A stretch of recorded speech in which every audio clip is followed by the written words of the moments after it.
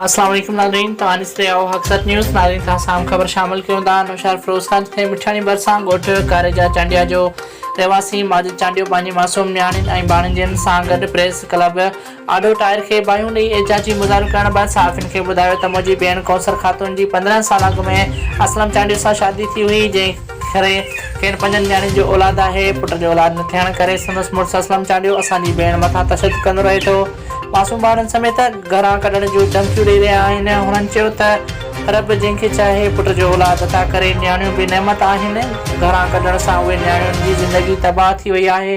हुन इलाक़ादारनि खां मुतालबो कयो त मुंहिंजी भेण ते तशदुद कंदड़नि ऐं खे घरां कढण जूं धमकियूं ॾींदड़नि जवाबदारनि खे गिरफ़्तार करे असां सां इंसाफ़ कयो वञे। रिपोर्ट करियो आहे नौशाद फिरोज़ खां, रिपोर्टर मंज़ूर मलिक, हक़सत न्यूज़, नौशाद फिरोज़।